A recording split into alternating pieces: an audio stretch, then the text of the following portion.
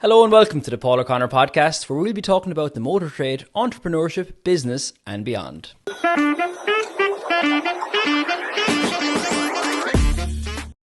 I think we're on now, right? Okay.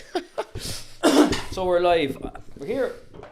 David Grey Rehab. Now, David Grey Rehab, for some of my motor trade listeners, rehab isn't the thing that you go to when you drink too much.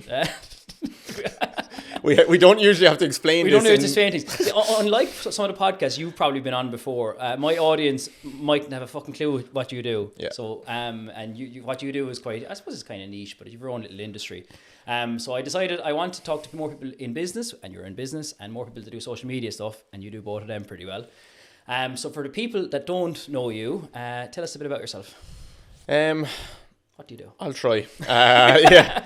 So we work in sports rehab, specifically sports rehab. We don't rehab any other and weird bear in mind, stuff. there'll be mechanics and Fermanagh and all that will be listening to this now. Yeah. So. Okay. Cool. Sports rehab. Sports rehab. Yeah. Cool. So knees, ankles, hips, mostly for athletes, but not. That doesn't mean just professional athletes or anything like that. It's people who like to be active, people who like to even go for a run on the weekend, but a large portion of our client base are, because we have such a big presence online, a large portion of our client base are elite athletes. So Olympians, NBA players I'm working with at the moment, NFL players, international rugby players, soccer players, and so on. But then we work with regular people who just have a sore knee that want to be able to run better or something like that. So we're based just outside Waterford City, and about 20% of our business is in person, I would say, and probably the other 80% is online. And it's mixed between two things. It's mixed between DIY programs that people can go and buy themselves. Yep. Okay, I have a sore ankle or something, I'll buy this program and I'll just work away with it on my own. So there's that kind of revenue stream. Then there's the one-to-one coaching, where people will come to us and our coaches and we'll write you a tailored plan and it will progress and so on. And then we have the education side of things, where we have workshops all over the world for our coaches and therapists to show them what we do. And then we have a subscription platform. It's kind of like a Netflix style for our coaches and physios. So we have a few different revenue streams. So our business is kind of split up between B2C and B2B. Yeah. No, that's very interesting. And like I suppose like how would you get started in it? Like, you know, because I remember you used that. Like you're massively respected in what you do now, and you know your stuff. Again, from my limited knowledge in what you do, I know you know your stuff. You do. You think I know my stuff? But there's a lot of people that do know their stuff that listen to what you say. So by that logic, you must know. Like I remember years ago, and I know you quite a number of years, but you used to work, I think, for Glanbia. Yeah. You were in sales for a while. Yeah. And I know you got into all this kind of thing when you were in Australia. Am I right in saying that? What's been the journey for you, like, I suppose? So I basically destroyed my knee a long time ago. I always tried to be like an athlete, Gaelic football and hurling. Yeah. And you were pretty good at it, though, so I was okay. I wasn't great, but I was all right. What county were you? Yeah, but not the best county, okay. let's say. More I was all right. More than a lot of I us can tried say. my best, Yeah. but I had a lot of injuries. So, and I got very frustrated with the industry. Basically, I couldn't find people to help me. And looking back, some of that was probably my own fault. I wasn't maybe listening to the right people. But I tried really hard to find good people and I struggled. And I think even the people listening to this podcast who don't know anything about sports rehab, they could probably empathize that you go into a physio sometimes or a coach and like you just get the worst advice ever. Like, it's terrible advice a lot of the time. And I just decided like, okay, I'm going to try and figure this out for myself and travel the world and learn from smart people. So it kind of just went from there. It's the same with every business. I've just started to almost share what I was learning. Yeah. And then people start to come to you. They start to ask you for help. And then eventually you're just going to start to work with clients and then maybe teach to others then what you've learned. And maybe you're on a similar journey potentially at some stage. What with my knee? with your yeah, building a business and then potentially like teaching others how to do the same, like, I was wondering, I was like, kind of, that's kind of, I suppose, it's a small part of the reason I wanted to. I give advice to a lot of startup businesses as it is anyway, and we did a podcast last week with a guy who's only just after starting a business. It was kind of like a a live mentoring session. So I enjoy teaching others. You obviously do as well. So that's something that I might pivot to. Maybe not quite yet, but in future, and maybe I'm just kind of testing the waters, I suppose, with the podcast to see how I like my that side of things. So say you said you picked up a lot of things, as you went along. Who would have been a kind of an early, let's say, inspiration or a mentor for you? I had a lot of them just in the field where you can learn from different people who kind of specialize in different body parts. So there was lots of great people along the way, but unfortunately for me, on the business side, there wasn't too many people that were doing the online rehab. So we kind of had to like almost carve our way through that, where there was no one else to follow. There was lots of, like, for 10, 15 years, there's been online coaches doing fat loss and doing, muscle gain and all of that stuff. But even before COVID, if you told someone, okay, we're going to rehab your knee online, they'd be like, fuck off. It does seem strange. It's kind of like, oh no, go to a physio, see him in person. Exactly. And you know why that is because people associate that, like, physio or rehab with just getting a rub. And getting a rub is not good enough if you're trying to be strong and you're trying to go out and play sports or whatever. We kind of, I don't know, maybe there's someone out there who would disagree, but we were kind of the first people in the world to really do online sports rehab at scale, full rehabs. Like, okay, your hamstring is torn, we're going to work with you for 3 months at a time type of thing, rather than just offering one call or something like that. So I didn't really have anyone to look at in that regard, and that was kind of tricky. That makes what you do even a bit more impressive, to be honest. Like you say, like a 3-month like rehab. Like I suppose briefly summarize, because I haven't a clue how this works, and a lot of people might not either. How do you say, if I have a problem now with I'm in Arizona, right, and I play hockey. I don't know.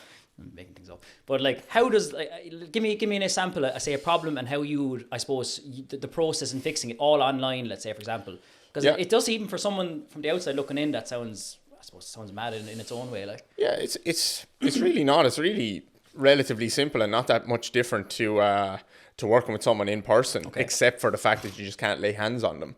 And that actually kind of works to our advantage, because we don't really want to go down the route of doing sports massage or anything like that. We want active people who are going to appreciate and understand that actually the way forward is, in the long term, is to get stronger and more mobile and actually just move better. So luckily, when you're on Zoom call with someone, they know when they're coming on the call that you're not going to be able to rub them. So they know, okay, I'm going to have to do the exercises myself. So very easily you can just assess someone with squats and lunges and different joint mobilizations, see how they move, and then you can just write them a program and say, okay, here's the 6 movements that I want you to do it 3 days a week or 4 days a week or whatever, and we're going to catch up again in 2 weeks time, 3 weeks time, 4 weeks time. If you're working with a pro athlete, it might be 4 calls a week you're doing with them because they're getting ready for a World Cup final or something, and you have to rush a rehab over the course of a week or something. But it's honestly, it's very much the same as you would do in person.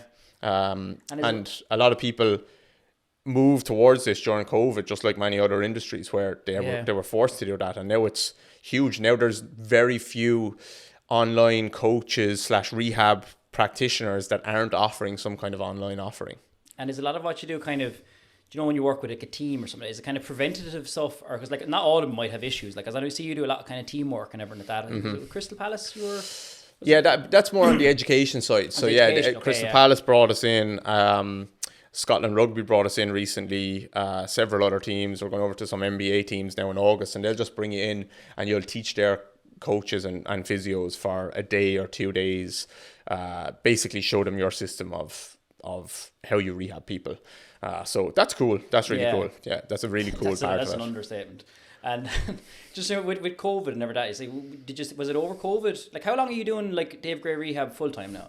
Is it 5, 6 years or? Probably a bit more. It's probably 7 years, I'd say now. Was COVID the kind of the springboard to take it up another notch? Do you think? Yeah, definitely. Yeah, definitely. Because we were doing online rehab before COVID, but it was, I was doing it at that stage, and then when COVID came, I released a DIY program, which is because I was completely full. So I released I write a program that's designed to help your lower body feel better, move better, get Lower more body mobile, basics. stronger. Yeah, but lower body basics. I remember I've seen it. Exactly, yeah, I've hopefully. seen so many sponsored ads with lower body basics. That's because you haven't bought it yet. If you buy it, the ads go away. Lads, my knees are lovely. My ankles don't need to be pronated too much so far.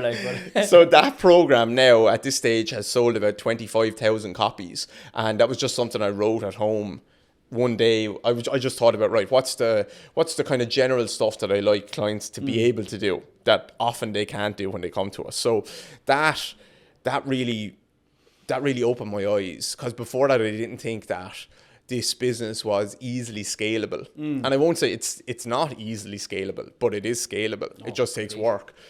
So COVID really opened my eyes, and probably lots of other people's eyes, to the opportunities that were available online, because one, we were forced to do it, and because two, everyone else was forced to do it who were sitting at home and they couldn't access in-person physio or coaching. So we did that, number one, at the start of COVID, and then we also did a webinar showing other coaches and therapists how to rehab people online. So I charged, I think it was €70 I charged for that webinar, live webinar. And we had 300 coaches and therapists come on it that day. And so €70 per person. Per person. And you 300 on it. Yeah, that day. We launched it. We released tickets. 300 people bought it that day, and the webinar was in 2 weeks' time or something like that. And Kira, my wife, was helping me out with kind of how to put a landing page there and how to sell it and all this stuff. How long was this again? This was like early COVID doors. Yeah, 3 months into COVID. Okay. Yeah. And I remember seeing them payments come in, and I was like, what the fuck?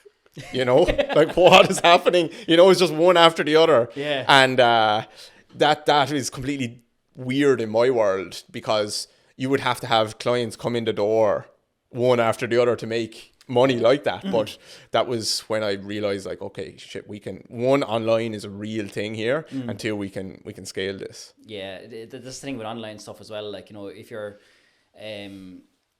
like, when you're being paid for your time per hour to do something, like, to say in-person coaching or physio work and everything like that, like, it's just literally, unless you charge like huge amounts per hour, you're so limited. But with online stuff, and even like I found as well, even just like I've been I'm training a lot, like, gym wise, and then I've been online coaching all since January this year, and eating healthy and all that kind of thing.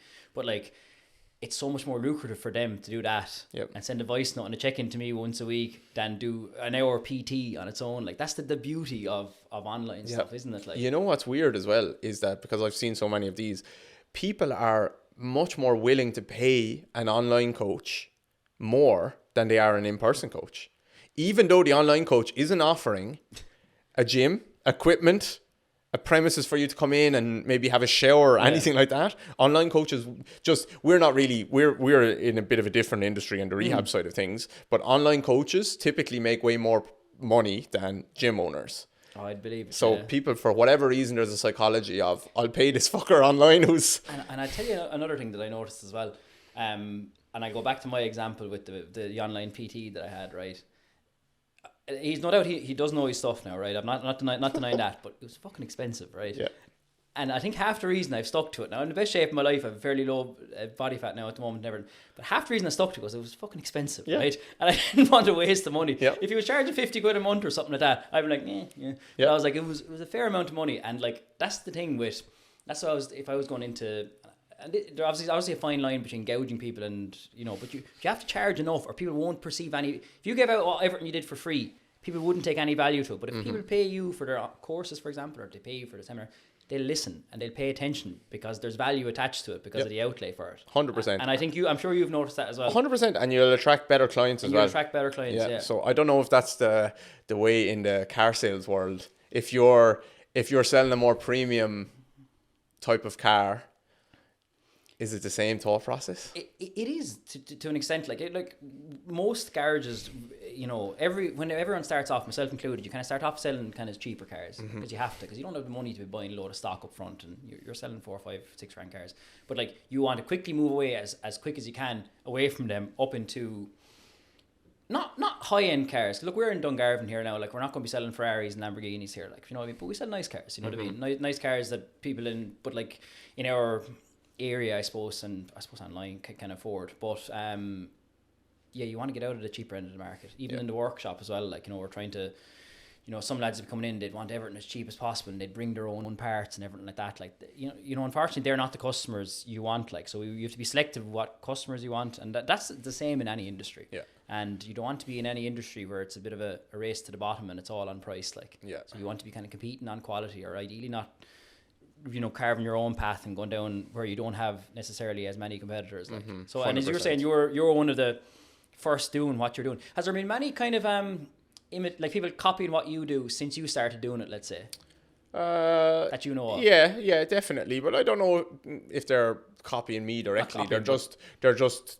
It's like any market. If there's opportunity there, they're doing it. Some 100%. people are taking inspiration from us. Some people are completely ripping us off. Some people are doing it their own way.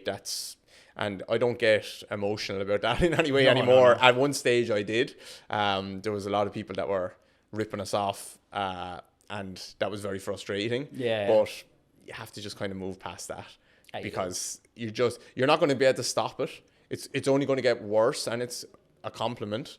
I think in one way, you might even notice that some people are taking some of your ideas in your videos, and sure, we get it the whole time, don't we, Paul? Like, is it like, you know, a lot of lads see what now again, what I'm doing isn't revolutionary in the motor trade around that, but we make some of the interesting kind of content online, and we, you know, I suppose some of the videos might be funny and everything like that. But there's a few lads that will blatantly copy, or not even copy, but you know they're getting inspiration from it, they're getting their idea from it, and what can you do about it? That's how the online world works. But the thing is, even in business as well, like, people seem to think, like, as I said, you know, it's a zero-sum game, as they say, but like, you know, just because you're doing well, other people can also do well as well. Like, it's not a case of that someone else's sales will detract immediately from ours. Like, you know what I mean? It doesn't work like that, really. And like. I found that I've had to really kind of remind myself of this lesson, that you can't have your cake and eat it too. No, I can't sell programs to people. A lot of the people that buy our programs are coaches and therapists. Yeah. And I can't be happy when they give me money and then not use the stuff that they learn from it, or be happy when they watch our content, which helps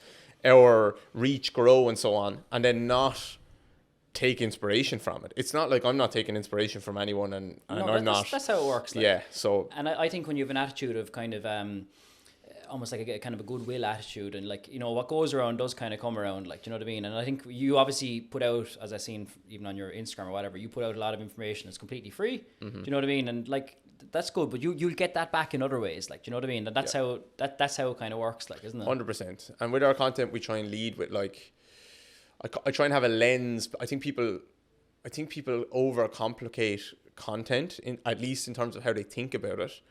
We try and lead with value all the time. Yeah, that's one thing I've noticed with you. You don't have to. There's different types of content. You can lead with, okay, I'm going to be very entertaining. It's either value or entertainment, though, isn't it? Really, they're the two main ones. And you want to be able to try and mix them up and have a bit of both. But I, for the most part, try and lead with, okay, is this video or piece of content or whatever it is going to help someone?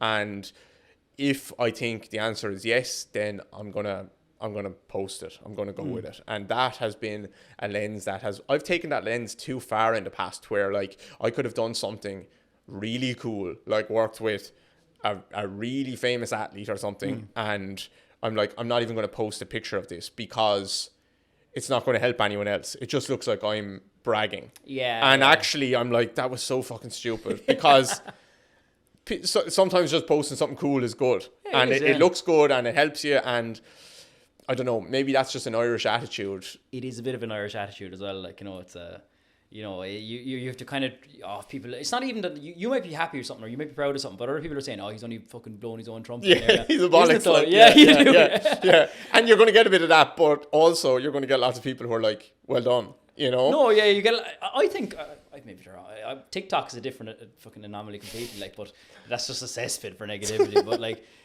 are Irish people as much like that as they were? Are they coming around a little bit, or I don't know, are they? I don't know. I think they're still the same, are they? I don't. I every now and then I came to think, no, they're getting better. They're supportive, but then you'd hear they mightn't have left a comment on your post, but you hear word in the background that they're making up rumors about me or slagging me and all that. I'm like, oh, yeah. Oh, actually, sorry, I forgot we're in Ireland. We still haven't got that far yet.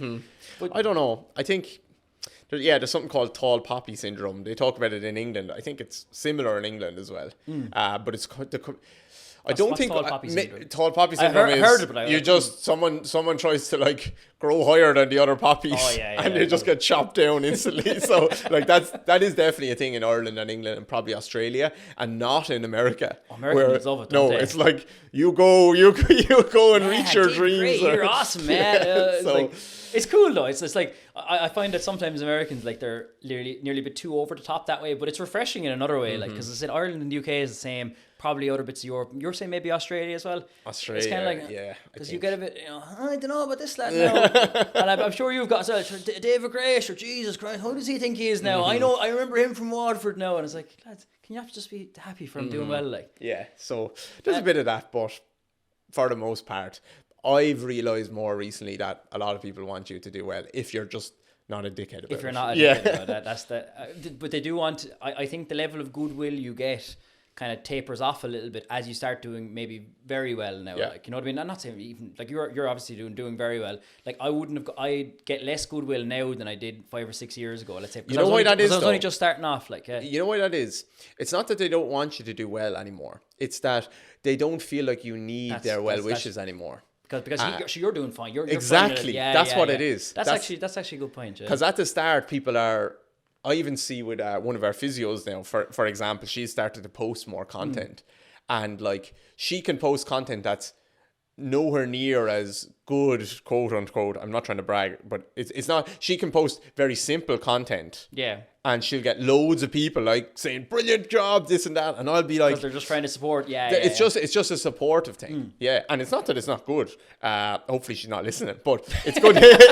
it's good content. Don't get me wrong, but I have to work much harder for people now to say well done, because they just kind of think, he's grand, like he's already doing okay. Yeah, you know? No, that makes sense. Like, and like it's and with the team you have in place now, I want to touch on some of the things where I want you to brag about, because you've worked with some cool people. But with the team you have in place at the moment, because you mentioned one of them there, like who is your team? I know your wife Kira works in the business as well. Yeah.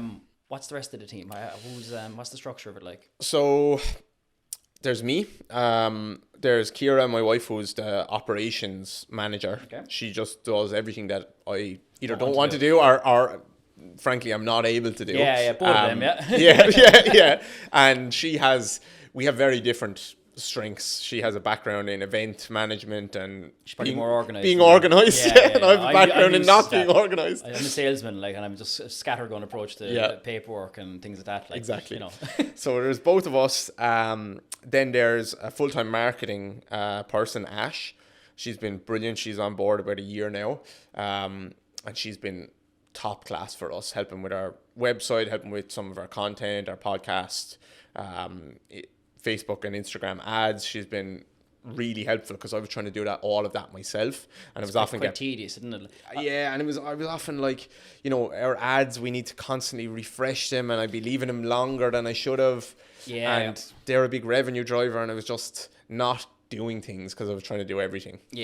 So Ash, and then we have one other full-time physio, and then 2 other contractors who are, and we just hired 1 other full-time coach as well. So coach doing what? Just doing like end stage rehab as well. He's a physical therapist and a coach as well. So we have a few people on the delivery side, and then a few on the operations, and then the marketing side. And do you take much kind of? You said you do what, 20% in person? I think you said to me, was it? Yeah. And is that true? Your place in Waterford? Yeah, correct. Yeah. And do you get people? Is it generally kind of?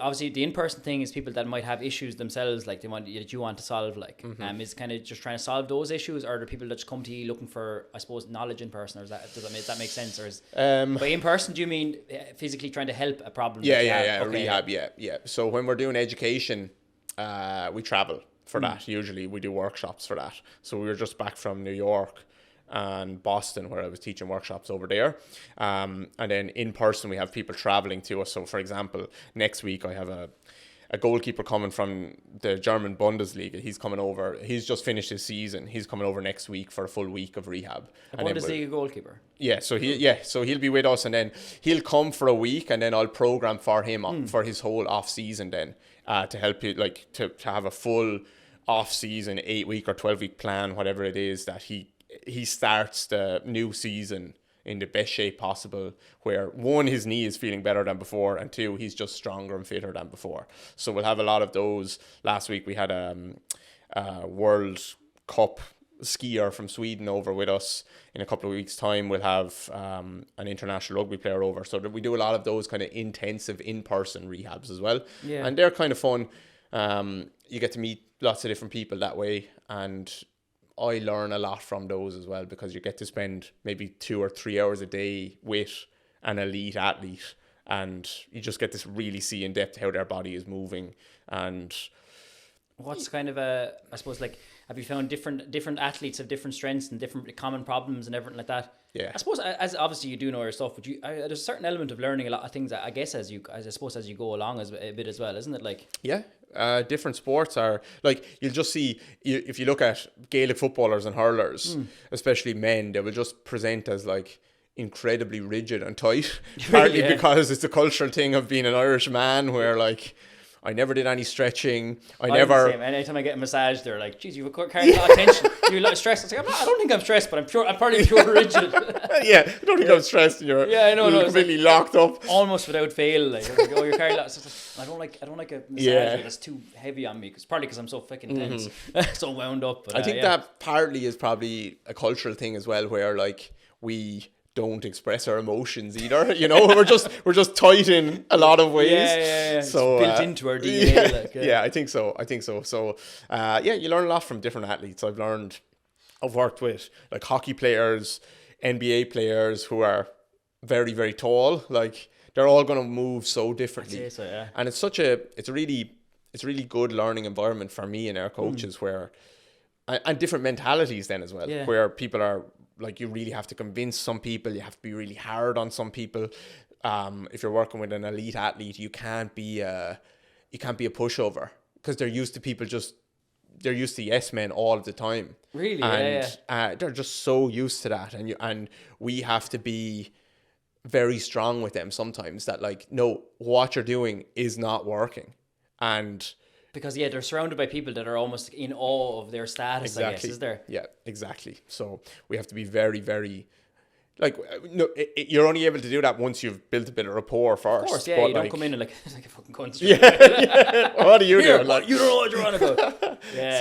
You learn a lot. It's good. Has there ever been what was the point? And I'm sure you've had it maybe more than one point because I want to touch on some of the people you've worked with, I guess, like, but, like, that you've kind of been working with this person or this athlete and saying, wow, I've made it now. Was there anyone? No, but, like, because you work on it, you do, like, still work with NBA players, like, and you're a guy that's just started up, you know, you're a guy from, say, Waterford, and you're working internationally, like, you know, fair play, like. Has there been one guest, or has there been one person that you've kind of said, this is cool? Yeah, there was, so last June, I think it was, Chris Paul, who's an NBA player.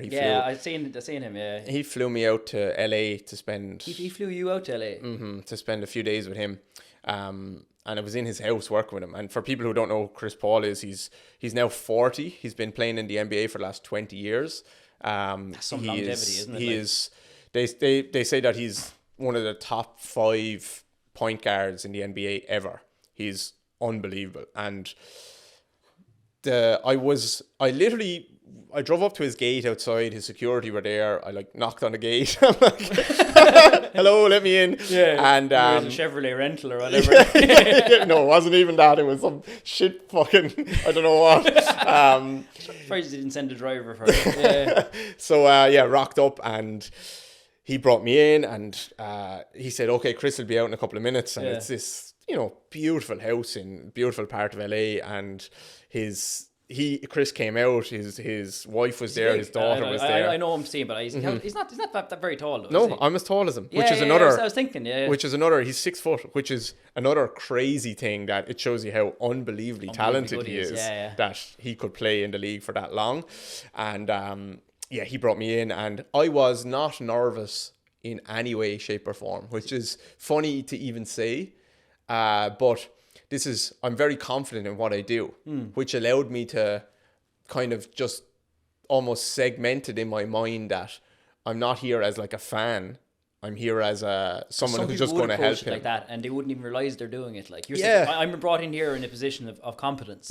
And how you were there for a couple of days? Was it? I was there. I worked with him for 4 days. I think 4 days in a row. So I was in his house for a few hours each day. He has a gym in his house, and then we got to see him. We went to a basketball gym with him as well. Got to see him practice. Got to hang out with him. My brother came with me, and he actually came to the basketball practice then with me one day where there was a few NBA players, a private practice, and then Chris came over and introduced himself to my brother afterwards, and then he said, like, I presume you're coming back to the house, and my brother was like, yep. So he came in with me, and then he showed us around the house, and he showed us his shoe. Unbelievable. I'd say so. Unbelievable. And you know what? He was showing us around the house, and it was like really cool, right? Obviously, best house I've been in by far. And me and Tony were like, Jesus, look at that sink, look at that whatever. And Chris was like, yeah, it's cool, isn't it? But like not super excited, right? Because he lives there. But then he brought us upstairs and showed us some of the rooms, and then he goes, his eyes just lit up, and he was like, watch this room, this is my favorite room. And he brought us in, and it was his shoe room. So he has his own brand of shoe, a Nike shoe that they've the CP3 it's called. Chris Paul 3 is his name and number. So he has those shoes. So he had like this full room multiplied by 3, the size of this room, just covered in his shoe that he's used. And they create. He loves bowling, so Nike created a bowling shoe version of his shoes and stuff. And then he handed my brother a big, huge shoe, and he was like, "Look at this shoe." And my brother was holding it, and he read it, and it says LeBron James, the man in the arena. And Tony was like, "What's this?" And Chris said, "That's the first ever shoe LeBron wore in his first ever NBA game." And Tony was like, "A replica of that shoe?" And Chris was like, "What do you mean a replica? That's the shoe." This is the shoe. You're just holding it here. All right. Yeah. So these things are priceless, almost. Like, they're. So when you ask, is there any moment where I was like, I've made it? Cool. No, I haven't. I don't know. I don't really think of it like that. But is there a moment that stands out as being like extra cool? Was that definitely that? And the reason that it stands out to me as being so cool, like he brought us into his office and he showed us his Olympic medals and he showed us the pictures he had with Kobe Bryant, and he was getting like emotional talking about Kobe Bryant and stuff. The reason that it stands out to me as so cool is because he was so unbelievably cool. He was the nicest guy I've ever met. He was 39 years of age when I met him, and it was off season, and he was working his ass off. That's why it is. It's like Ronaldo, like Cristiano Ronaldo. Unbelievable. That's how these lads have longevity. Unbelievable. So he was training with me. He went to play basketball. We watched him train so hard for 2 hours non-stop, and then he was like, right, we're getting lunch, straight back to the gym, another 2 or 3 hours with me in the gym. And he was so unbelievably humble. He gave me a jersey going home. I had my baby Matty was only born a couple of months earlier. I had FaceTimed. I'd done a WhatsApp call with Kira just outside when I was about to leave. I thought Chris was gone. Yeah. And he came back out and he was like on the phone to Kira on WhatsApp. And Kira was sitting there with Matty. And Kira was afterwards. She was like, "What the fuck?" Like I was sitting there, nighttime in Ireland. No makeup on. No anything. And Chris was like, "Hey Kira, blah blah blah," and he was giving advice on like how to keep our relationship right as we try and raise kids together and stuff like this. So it was just the coolest guy. And you know what stood out? It was like you know the way you're saying to me, like, "Oh, I'm doing well and there's success and stuff." One, there's levels to this game. That's what right? I always say, 2, like, for example, levels to the game. He was like, "What time should we train tomorrow?" And I was like, "Well, I don't care. I'm here for you." And he was like, "Well, I have a Hershey's commercial at 12 o'clock, so we'll have to go after that or before that or something." Yeah, me too. I've got Harry. Me and Tony are. I've important things on as well. I'm literally here for you. So that was one thing. There's levels to this game. And the second thing was, it struck me, and I hope I never forget this, that if someone that successful can be that humble and that energized, day to day. Like when he was showing us that shoe room and talking to us about, he was asking me questions about Ireland. Like he was just so excited to hear me talk about something.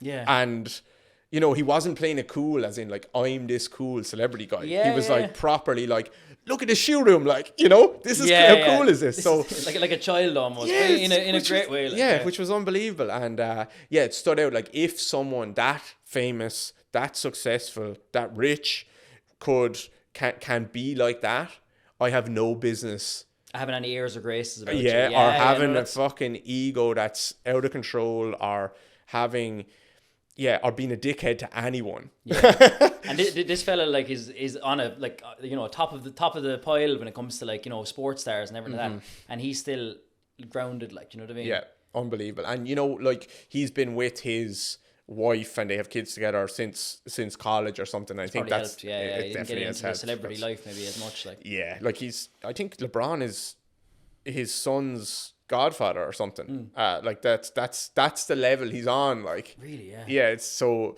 and he's stayed so cool along the way, and that I think that's the only way that you can have longevity is. How did he contact you? Like how did that come? He sent me an Instagram message, and I actually ghosted him for a week by accident. I opened it, I was like, oh shit. We're playing hard to get. I swear, because he had to email me again. It was like, David, I messaged you on Instagram, and I was like, shit. Oh yeah, sorry. And the day that I realized, I've had other NBA stars plaguing me all week. Sorry. The day that I realized I didn't write back to him, he wrote to me again on Instagram, and my two aunties were arriving to come and see Matty, our little baby. I'll make this story quick, but and it was a Sunday afternoon, and like I was working hard all week, and Kira was like, Kira doesn't know my aunties that well, or didn't at that stage, so they were coming to see us, but like they're my aunties and they're coming to see Matty.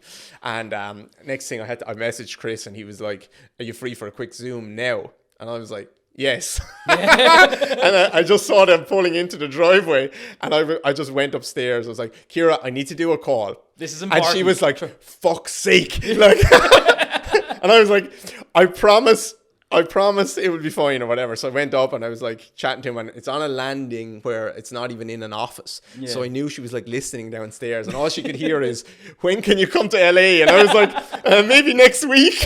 I don't know, soon. I think next week. And there's a 10 o'clock flight tonight. I could just hear Kira, or feel Kira being like, this cunt is fucking heading off without me. Like, so yeah, it was good. So that was it. That was the moment. That was so cool. And have you worked, you mentioned NBA players plural earlier. Have you worked with other ones? Is there certain guys or girls, I suppose, that you work with that you have to keep things, anonymous and everything like that? Yeah. And is there do they specifically say, listen, this is confidential? Yeah.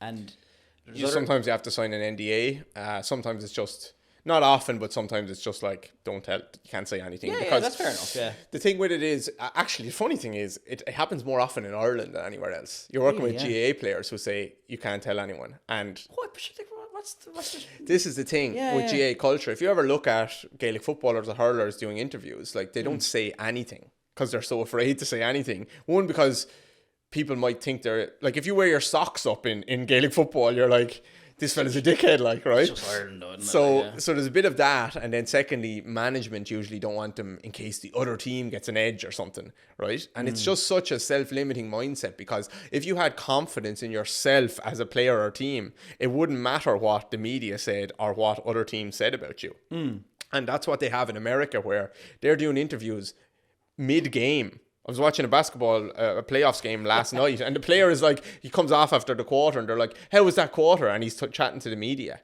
And they all have their brands, and there's such a culture of, I'm wearing different clothes, and I'm into my music and this stuff.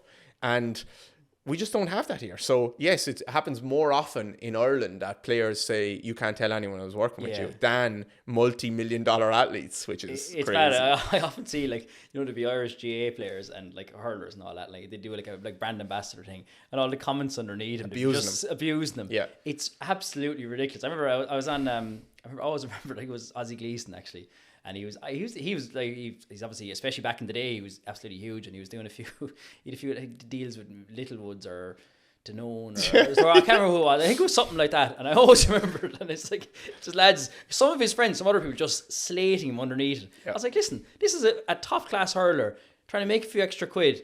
Can we not even celebrate that? Like, no. Oh no, who do you think you are? You're only an out hurler. But then it's a silly way. The same people would be in the pub saying, the players aren't looked after. That's exactly it. Oh, sure, it's a shame they aren't paid. It was like, well, Jesus Christ, you're not exactly creating a culture where they can be paid when they're nearly begrudged even.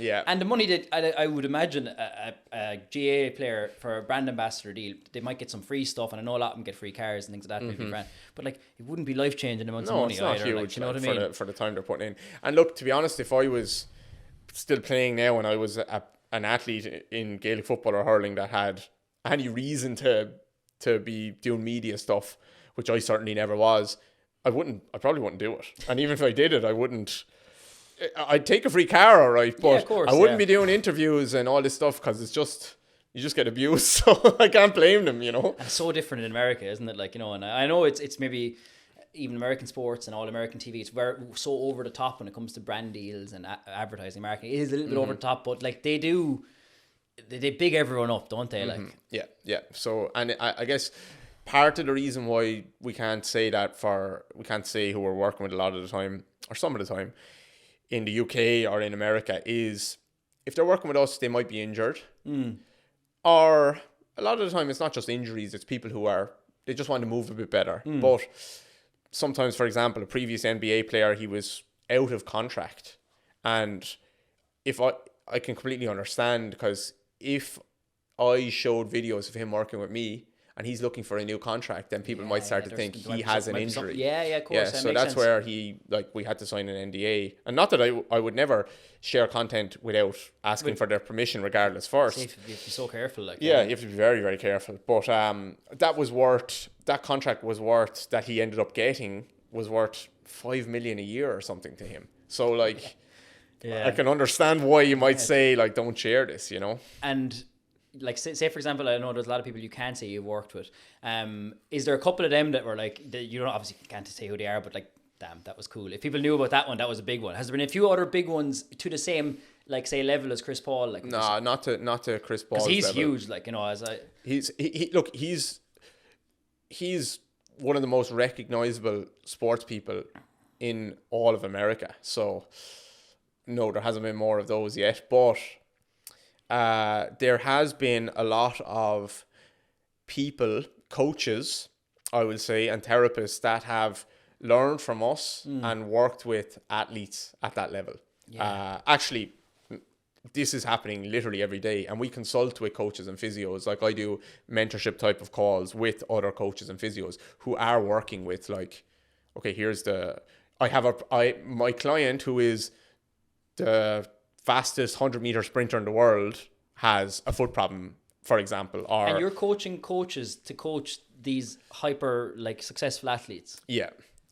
Now look, it's just like it's a chat. It's can you, maybe there's a couple of, it's just another set of eyes. It's not of course. It's not like I'm this genius or anything. It's just like, you might know. Listen, I've seen I've seen some of the stuff you put out online. Listen, you might be able to shed a bit of light on this. Exactly. That's all it is. It's a conversation, and what I do, what I can help them with, or what I can suggest, it might not help them at all, or it might. Hopefully it will, but it's not like I'm this genius. If I was working with an athlete and I was a little bit stuck on something, like, I would just do the exact same thing. I would just try and find someone who's some kind of specialist or knows something in this area, and I would just reach out to them. No, like, it's like, and I suppose as well, and we'll touch a bit more on your kind of social media settings, but because you could put a lot of content out there, you're in the public eye, and it's like what I even say, even with car sales, like I said, you know, we're not, I think we're quite a good garage, but we're like, you know, there's plenty of other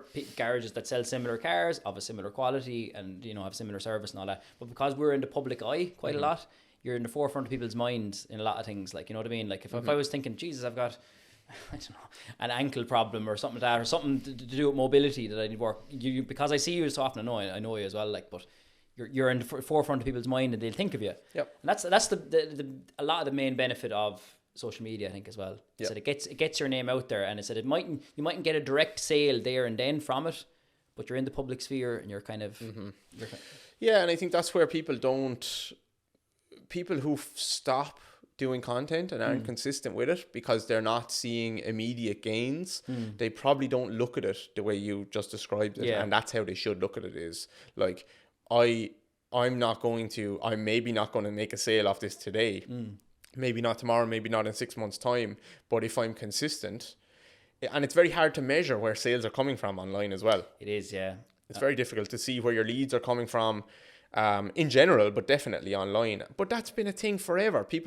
Big companies have used ads in newspapers and billboards, and if you see whatever, Tiffany putting an ad on the Super Bowl or something like that, they're not going to measure. Someone walks into Tiffany then and goes to buy a bracelet. They're not going to say, oh, I bought it because of the Super Bowl. I saw it in the sale Super Bowl. No, but Yeah. it elevates the brand. It's brand awareness, yeah. It's brand awareness. And I worked in even a lot of some of the garages that I worked in before I started on my own. But like there was a lot of times there was nearly accountants kind of running car sales businesses, right? And it's very difficult. There's always kind of a tug of war between an accountant's point of view and a sales and marketing person's point of view. And accountants are like, they want everything in a spreadsheet, right? Okay, you did that event this weekend, or you did that. How many sales did you get out of it? I was like, oh, Jesus Christ. Yeah. I was like, well, you were doing this marketing this month. Why aren't sales way higher this month? It's like, well, you might get sales next month. And I know it's for people that crave everything in metrics. And you can measure a lot of things in metrics, but like marketing is a bit more than that. And social media can be a bit more than that. Like, you know what I mean? Yeah. And it's like, it comes around in ways then that you mightn't have thought it was coming around in. Like, yeah, 100%. Exactly. So if you take the Chris Paul example, like, you surely have got a bit, like, say, business off the back of that, have you? Like, or have you? Or I don't know. Yeah, you're supposed to. I don't know. I'm sure I have. Sure I have. But even the people who buy, like we have a foot and ankle program that you can go and buy and do it yourself. If people might have followed me for a while, they might have seen me working with Chris Paul, or they might have thought, this guy is useless. Like, I don't like him. And then they see me working with Chris Paul and maybe they think, okay, actually, maybe he knows something. Or maybe they think the opposite. Maybe they think, I hate him even more now. I don't know. I don't know. But eventually, if you ask a customer, like, okay, why did you buy that program? They might not list any of those things. Yeah. They might say, I just saw your ad yesterday. But what were all the touch points leading up to them buying something? Yeah. And they say that touch points, I don't know how many touch points online you need to have to sell something like I'm selling. You probably, I think it's like 8 touch points or something. I think maybe in your game you probably need more, or maybe less, depending on if you have the exact product that they want. Yeah. So I don't know, but I think what can accelerate that kind of process quite a bit is trust, building trust. Online is a game about how quickly you can build trust. Trust is the most important thing, and I think that's what you do very well, Paul, is you're being very honest and open, and that's what we spoke about earlier. Like, there's some entertaining content, there's some content that's about just giving value and helping people, but within that then there's this whole layer of trust where is like, I'm just being honest, especially in, I presume, car sales, where it's traditionally would have been seen as a lot of cowboys. So how you cut through that is trust, and that's one, with content consistently over time, and 2, just telling people stuff that they didn't expect to hear, which is like, I actually want to make this much from a car. Yeah, you know, like I've seen you say stuff like that, and I'm like, I make no bones about it that like I'm a businessman. I sell cars that I make money off, and you know, but even in business as well, like a lot of people, it's in our thing as well. You're afraid to say that you're trying to make a bit of money, like and all that. But like, you can't do anything in business unless there's money coming into the business. You can't, you know, I sponsor Forward Water Hurling team, for example. I couldn't do that if I wasn't making money. You know, I look after my staff well. You can't do that if you're not making money. I couldn't build this podcast studio if you weren't making money. And it's okay, and that's what I think. I try to find the balance in what I do with my content, especially, as like trying to get rid of some of the notion that car dealers can't be trusted, and giving people I've said some things online and we're like, oh geez, I wouldn't have expected you to say that now. That's a bit too honest. And I think what you get out of honesty will far outweigh any the negatives you might got from maybe giving people a little bit too much information. Yeah.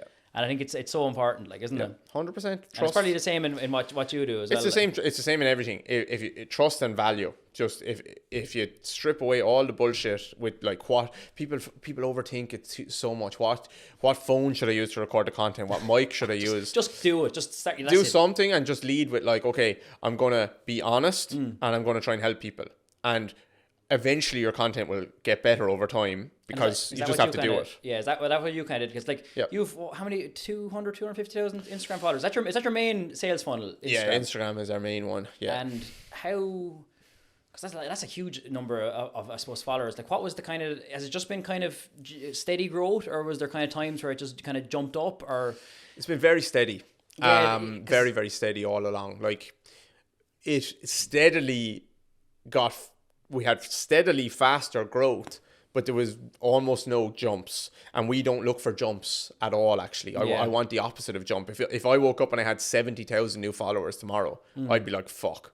Yeah, I would try and figure out what went wrong here, because we want people that are interested. That would mean a video went viral and we got all these idiots that like aren't part of our niche. But it's about the quality of your followers as well. And I would imagine the quality of your followers, rather than the quality of, I don't know, a Love Island contestant's followers would be quite good. Like, you know what I mean? If you're following your stuff, like, there's a good chance they might buy one of your programs, or they might attend one of your seminars. And what kind of I suppose, what was the kind of what is your strategy now? Like, do you say, right, I have to put out this number of posts per week? Did you have a kind of set strategy, or do you set target, or what? Have you found out what works well? I loosened up quite a bit on that recently. You'd have to post regularly, wouldn't you? Really? Yeah. For a long time, I tried to make sure I posted. For probably 2 years, I tried to post every single day. Just one piece of content, like one. With kind of a video, or it's mainly videos you do, isn't it? Video, or like a carousel, or something. Yeah, something good every single day. And that was huge for us. But I think that social media has changed a little bit recently, or maybe it's just my mindset around it, that I'm doing a little bit less quantity of posts and trying to just do good posts. Whereas before, I put myself under huge pressure to do very high quality posts and very high quantity. And high quality in terms of the video production, or no, in terms of like the information. Yeah. And video production, if I could, but our video production was never that good. It was almost always on a phone or something, because we post a lot of videos of clients, but like we gave away, basically people have built entire businesses off the back of the content that they've seen us posting online. So we've given away a lot of good, really, really good content, in my opinion. And that's worked.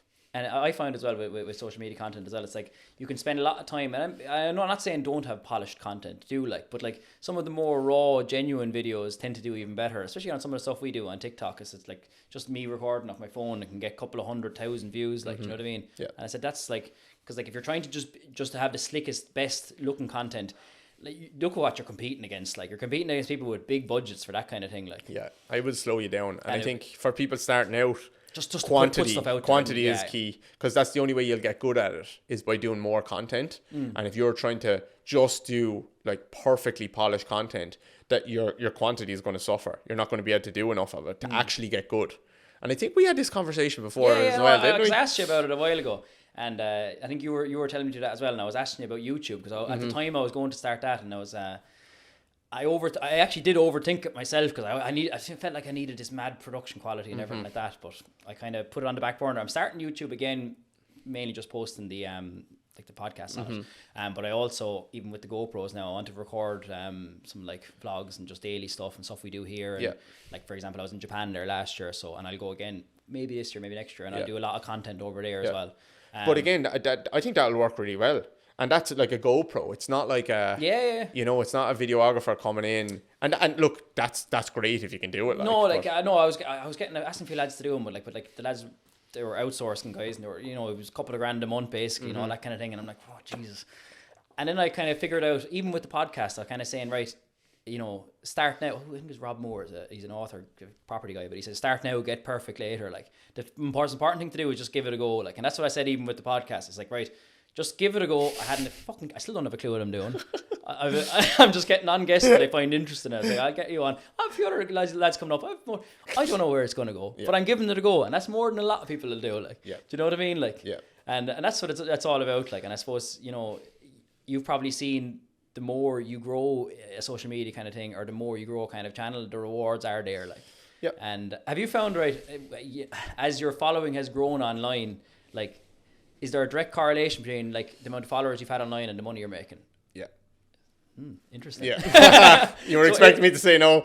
No. I didn't know what way you'd say it, but I thought so. Like, yeah. So, okay, right. Because I need to get more followers online. But again, could everyone but that please follow my YouTube channel? I know a lot of people that have 1 million followers and they make fuck all. Like they're given free tub of protein every week or something, like, know. So would you feel I think ours has been a very strong correlation. I suppose what you're doing are very good, and what I because obviously you mentioned the number of programs you sell, and I know what you're selling the programs for, so you can do quick maths and everything like that. Like, but I tip my hat. but like it's important to what you do well, as well as like you've monetized, I suppose, what your passion is and what you're good at, and what your social media following is, and like I don't know what your plan is for the, like, my big philosophy in business as well. You have to make hay when the sun shines. The sun is shining for you at the moment, and it could well be in 10-15 years time you don't at the moment. You might do as well. Yeah, like, that's a maybe a small low level fear that I would have. I wouldn't even call it a fear anymore. It probably was a fear for a while, that like, okay, this could all go away in the morning. It's still a possibility that it could go away, definitely, especially when you build a lot of your business online like that. I think you've done so much work globally now. Let's say, for example, that you're known just more than just from the lad on Instagram, selling courses. Like, you know, 100%. Look, we definitely are, but still, we could lose a lot of revenue instantly from if something went wrong with some of that online stuff, or even if the algorithms kind of change or something like that. Like, well, I don't think about that. I don't think. Would you not know? No, I don't think that's a. I think people talk way too much about the algorithms. Honestly, we've been posting consistently for 6 or 7 years, 7 years probably, and the algorithm has kept changing through that time. Yeah, and we've kept growing, because we just try and post good content, and your style of content might change a little bit, but like a lot of people who are newbies who aren't growing blame the algorithm.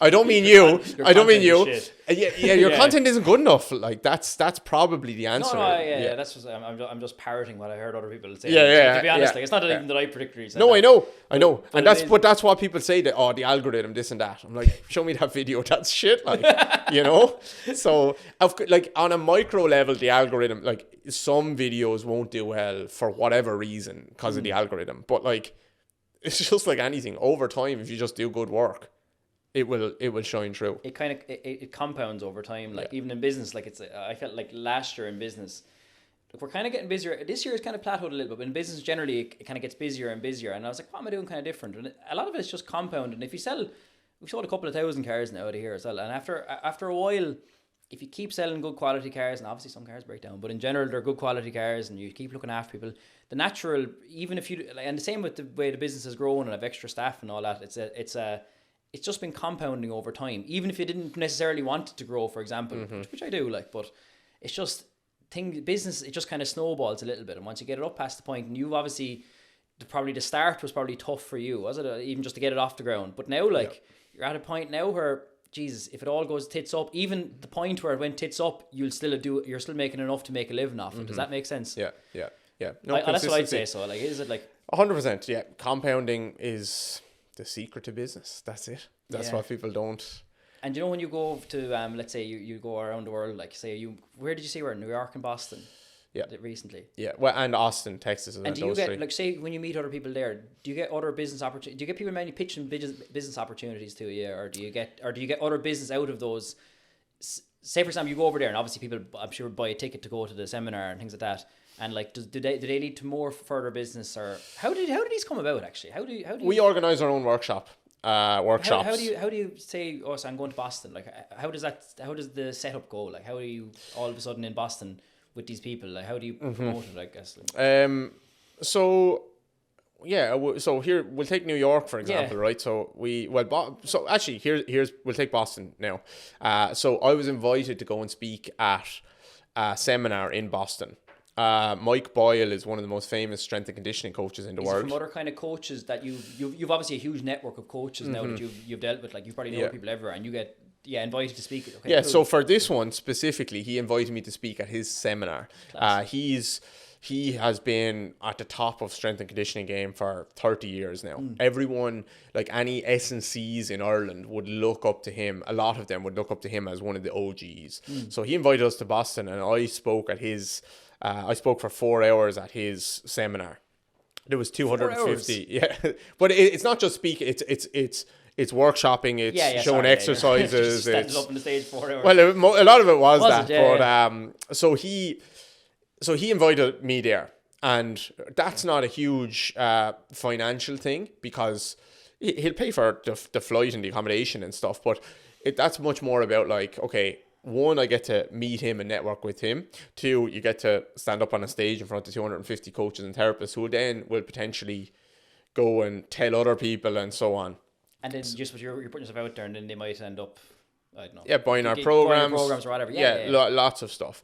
The New York one, we run our own workshops, weekend workshops, where we host 40 to 50 coaches. They come to us for a weekend. We will rent a venue. We rented a venue on Fifth Avenue in New York. Costs quite a bit of money to rent it. It's a gym and a physical therapy clinic there, so we rented it out so they had no one else there for the weekend. Kira, my wife, will pretty much organize she will find the venue, she will pay them, she will organize the dates. And she did event management, you were saying before. Yeah, right? exactly. That was handy, wasn't it? Yeah, it was perfect. Yeah. That's actually why you married her. Yeah, I was looking ahead. I know you're going out about 15 years or something, but still. So and then it's when David Grey Rehab goes global, I need an event manager. Kira, I think it was I don't know. I think when I was a bum, maybe she saw something in me. I don't know. You'll be a famous ankle rehab guy in years to come. Yeah. And in terms of promoting it, this is the thing with building a following that when people trust you. Do you have kind of like a private community, let's say? No, we just have an email list. So all our events sell out almost instantly. So that was 40 coaches and therapists. How many is it at the events then? Are they big ones? There was 40 at that because that was the max. And a ticket was $1,000 for that ticket. Now again, like I know people say we'll do the maths again and say that's 40 grand for a weekend. It's very expensive for us to go to New York, buy tickets for me, Kira, and Mimi, our other physio, and I'm sure if you pay for the venue and everything, it's very expensive. So the in-person events are not super duper lucrative in terms of financially, but they're humongous in terms of brand awareness. Yeah. And they're also fun. You get to literally spend a full weekend with coaches and therapists where you teach them, here is my entire system of how I rehab our athletes from start to finish. And they go off and they are so energized and inspired a lot of the time going off, and then they go and use that stuff with their clients Monday morning instantly. And we get flooded with messages from people saying like, literally, you have changed my career. That must be very rewarding. It's unbelievable. Is that your favorite part of the job? Or? Unbelievable. I much prefer getting a message from a coach or a therapist now than an athlete for some reason. Like an athlete would say, I bought your program, it solved my knee pain or something. That's amazing to get. I suppose it's respect from your peers as well, because they're other coaches as well. And there's nothing more. And the industry, like I said at the start, is kind of shit. Like the sports rehab industry, it's just a lot of people not doing good work. And I'm not trying to big myself up by saying that. It's just people can't get help very easily. There's not good people out. There's not a lot of good people out there. There is a lot of good people, but there's a lot more crap people out there. Yeah. So, and coaches and therapists end up getting super frustrated with one, how they're able to help people. Two, they can't make money a lot of the time. They end up leaving the industry. So when they start to say to us, like, actually, I'm enjoying working with clients, number one, I'm helping clients, number two, and number three, I'm making good money doing it. Yeah. Like, that's a cool thing. And do you teach, as well as obviously the information you give in terms of helping their, like, clients or whatever you want to call it, do you teach them how to monetize what they do as well? Is that part of? A little bit. We'll do a bit more of that soon, but we don't go too much into that side of things. Yeah. But we do help them understand how to structure the sessions, how to tell someone when they might need, okay, you're going to need to work with me for 8 weeks. I get you, yeah. Instead of 10, instead of 2 weeks or something like that. It's all done ethically. And yeah, so we structure it in that way. And usually when they get such good results, they actually don't need to dive into the business stuff that much because they just get sold out instantly. Where we need to dive into the business stuff more with them is when that happens. Now they're sold out, they're capped. And guess what? Coaches and physios are in the industry that they're in. They're typically not amazing salespeople, and they're not amazing at marketing, and they're definitely not amazing at building a business, like the operations. So now they struggle because they're full with their clients, but they don't know how to hire.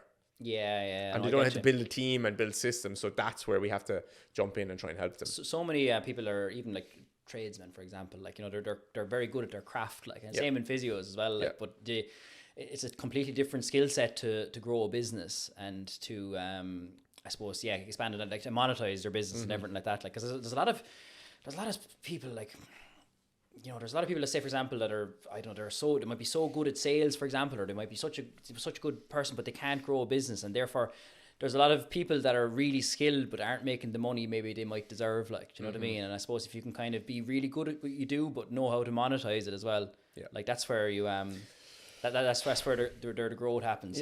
And out of where you're at the moment, like, because I toy with this idea in my head as well as to where I want to go in business, and whether you want to kind of, because obviously you have a child as well, a boy, Matty is, like, where do you want to, how far do you want to grow with it? Like, do you want to be, are you happy with your life at the moment? Because you probably still have a pretty good life at the moment, or where do you want to go in, like, say 1, 2, 5 years time? I don't know. This is a problem that I have. Do you have it all in your head and you're like, oh, I don't know, like, it's I was even thinking about that coming up here. Thinking about that a lot recently, because look, if you told me now where I would be with my life 5 years ago or 6 years ago, I wouldn't have believed you. I can still remember sitting down with Kira probably 8 years ago. We were over in Grow HQ getting breakfast there one day, and we were like doing the maths on like how much we needed to live every week and like what we wanted out of life. And I've ticked off everything on that. I don't mean financially, but like, I just mean in life, like, as in we have a house, we have a baby, we have a business, we have all this stuff, and things are going well. I think the problem with being a business owner, one of the problems, is you always want to grow. And that's a good thing and a bad thing. So I don't know. We tied with the idea of potentially moving to Portugal. We were over there 3 times in the last 6 months. I got a visa for it. From a lifestyle point of view, or is it just from a business point of view? Both, actually. We were going to open up like a remote rehab clinic over there, because elite athletes don't love coming to Waterford a lot of the time. No way.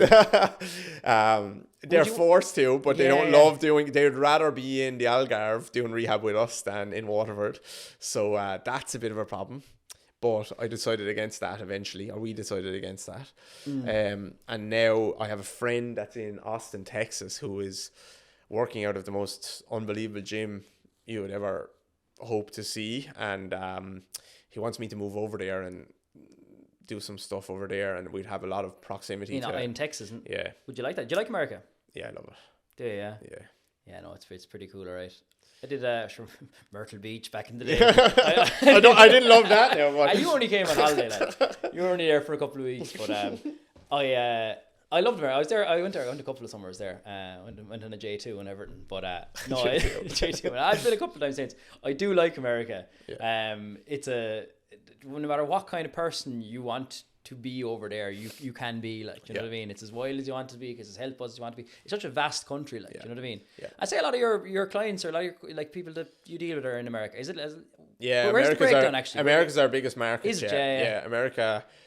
Then it's kind of Australia, England, and then Ireland probably. I find like the wealth divide in America is, you know, like say for example in Ireland, for example, right? If you're making I don't know, let's say the top 10% in Ireland are making 100 grand a year or more, or something like that. In America, like, oh, I don't know, it must be 500,000 or more is the. But then having said that, there's a lot of people making fuck all in America as well. Yeah. Like, but the opportunity, the upside to do well in America is just, it's unparalleled to what we'd get over here. Like, yeah, you don't want to be, if you're in America and you're not, if you're poor in America, you're fucked. Like, yeah. If you're poor in Ireland, it's obviously not good, but you're kind of looked after. But there is, like, there's proper, like, you know, and there's a lot of you see all the glitz and glamour, and you see New York, you see LA, the good parts of LA anyway, and you know, it's all lovely. And if you're, like you're saying, if you're doing well in America, class. Yeah. But like, it's like the divide is wide, and there's a lot of like forgotten states, let's say in the middle of America and all that, or flyover states, they call them, and like proper trailer park kind of stuff, like, you know what I mean, and you know, substance abuse, you know, and all that, like, you know, it's don't get me wrong, fabulous country, but like, it's not without its. There's a dark underbelly to it. This is what we've realised over the last, like, we've been looking into or toying with the idea of potentially moving countries, keeping some of our business here, and then moving over there just for proximity of great athletes. Like when I was in Texas, I was just working with NFL players every single day.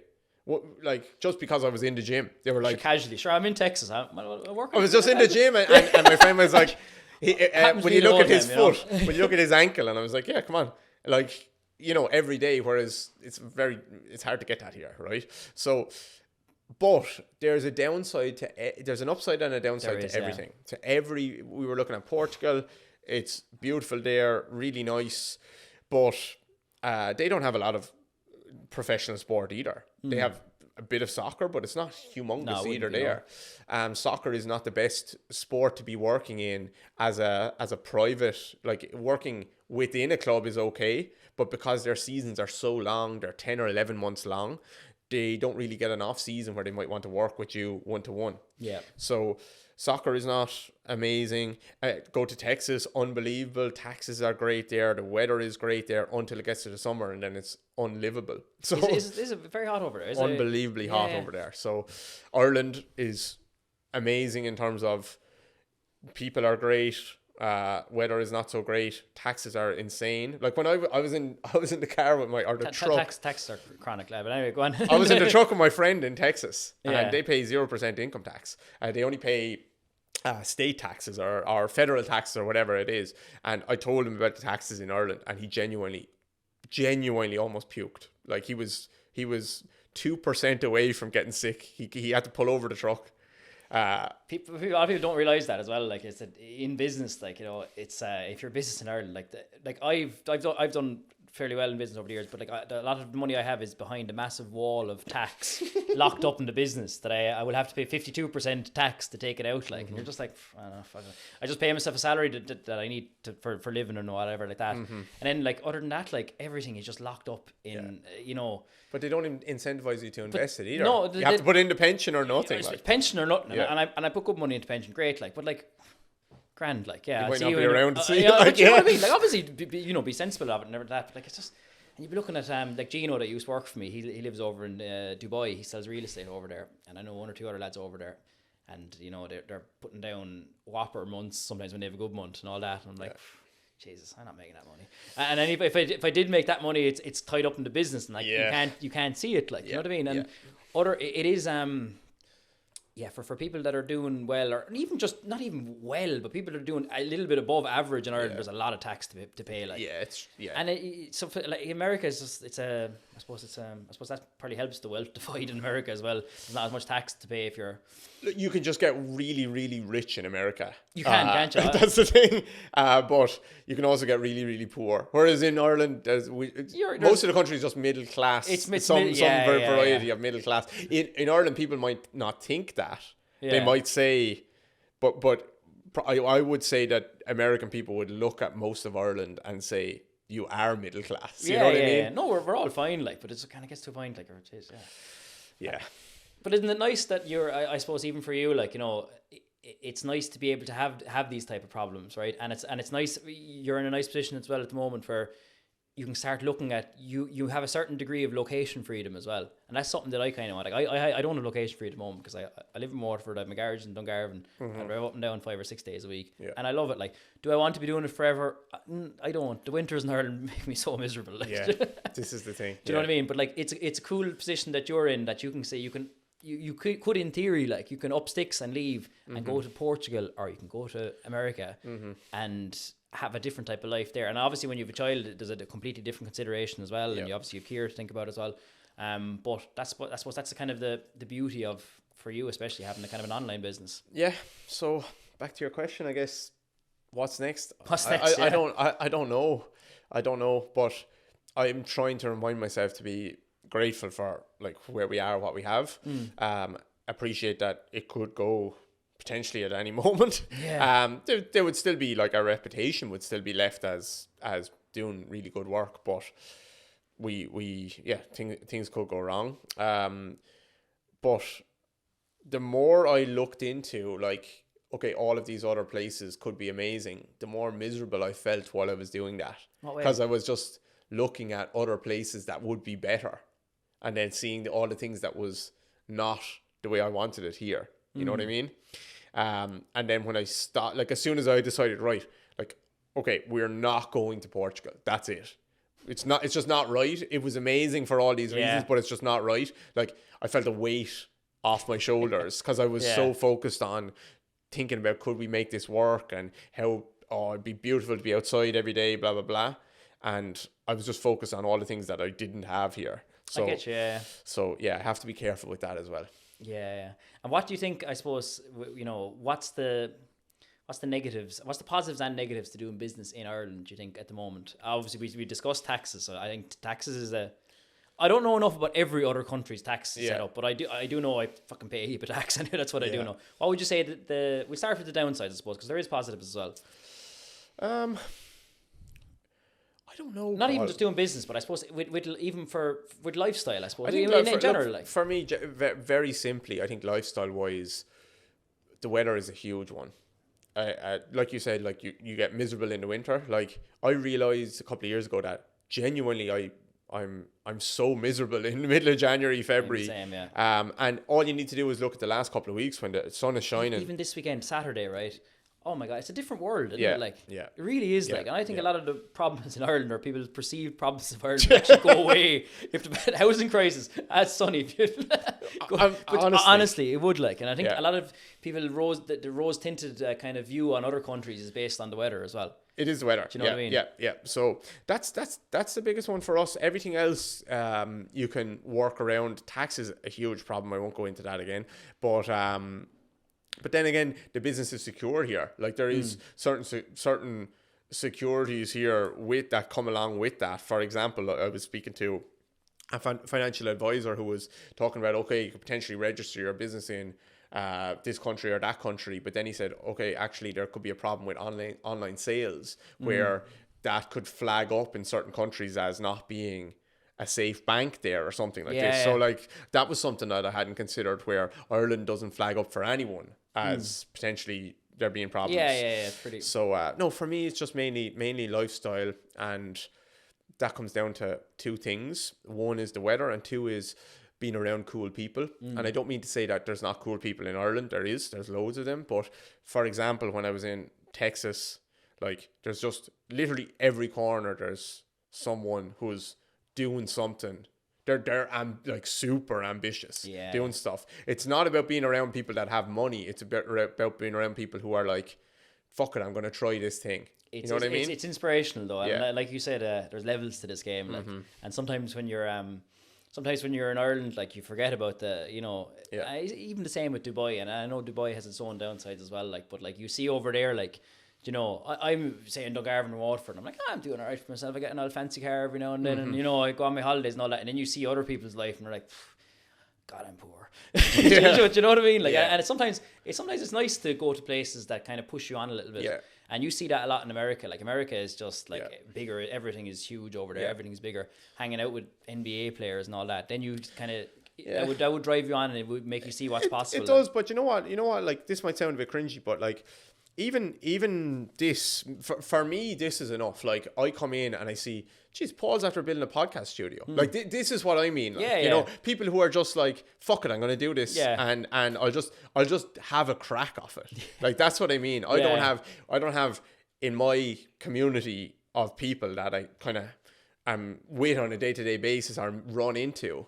I don't have that many people like that. I like, that's why I like what you're doing, and I like seeing, you know, coming up here and hanging out or whatever. It's cool because you're just trying to do something. Exactly. And it's nice to see, like, and that's another reason I wanted to start the podcast. Like, I want to meet people and talk to people and build a network of people that are doing things. Like, exactly. And like give me kind of ideas as well. Like, exactly. Because I'm very hard on myself sometimes. I'm like, if he can do it, I can do it. You know what I mean? Like, and you can always beat yourself up a little bit about it. Like, but no, that's I was sure. So the future might be abroad. It might be here. It might be. Yeah, I'm not sure. We'll see. And what about another? We'll finish up shortly now, but with AI, right? Because that's what I was thinking about as well, right? Bear with me. Bear with me a second. I will. No, right. I was just, you know, because I was kind of thinking, right, if I wanted to get into maybe in coaching and mentorship and all that, and what you do is essentially coaching and mentorship. For not part of it is anyway.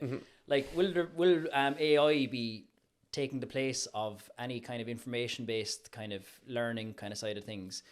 Or is that something you've even considered? Like, I've considered it, and I've realized that the answer is, for our business, we are very safe from that. For online coaches like that you mentioned earlier, I don't mean your coach, but that we spoke about. Like, if people are just writing programs, yes, you can already get an amazing program from AI. Just type in, I want to do a 3-day-a-week strength training program that's only going to take 45 minutes each time. You can do that at the moment on ChatGPT. It's like, perfect. You know, I typed in, like, you know, give me this is my weight, this is my height, this is my age, give me what macros I should be doing. These are my many steps I do per day. It's awesome. That's there. It is cool. Like, For injury rehab and sports rehab, it's a bit more nuanced. A little bit, but actually still, you could even say, like, I have an Achilles tendinopathy, or like a calf strain or something like that. Here's my stats and stuff. Can you give me a rehab program? And it will probably write you a decent one. What I would say is probably a lot better than your local physio. And you know what? I don't even mean that he hates local physios. I don't even mean that to throw shade. It's just that a lot of the local physios will just give you a rub. And will tell you, come back again and I'll give you another rub. Not even a good rub. Exactly. So, like, AI, yes, it's going to replace that, but for more nuanced, complex cases, no.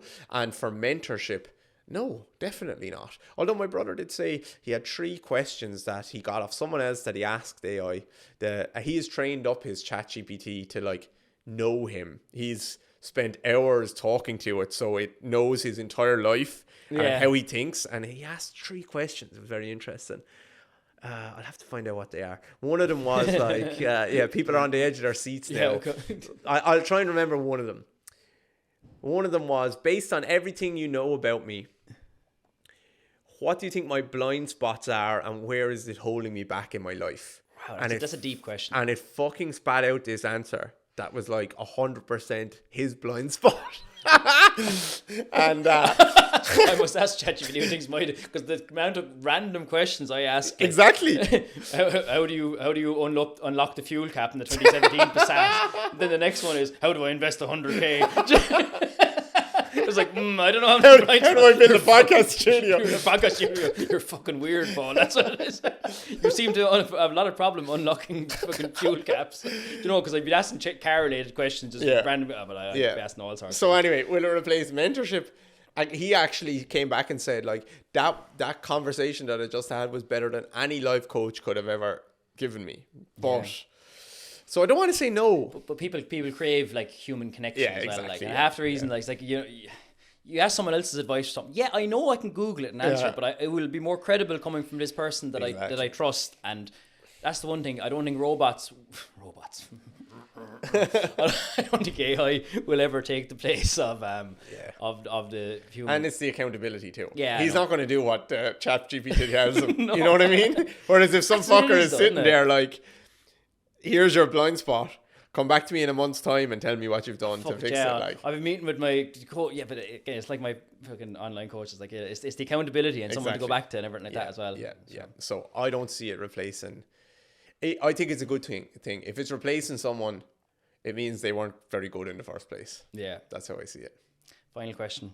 When are you going to unblock our mutual friend Keith Winters on Instagram?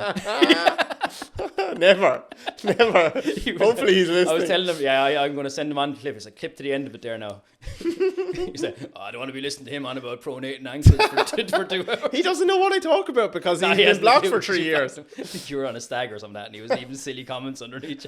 He was abusing me. Yeah, no. So I was dying. I had alcohol poisoning. So I just blocked him that day. He's the sneeriest man alive. Yeah. Anyway. So he's gone. So he's gone, and never to come back. So I'll pass on that message. Thank you. I sent it to him. That was a really interesting chat, and we talked about.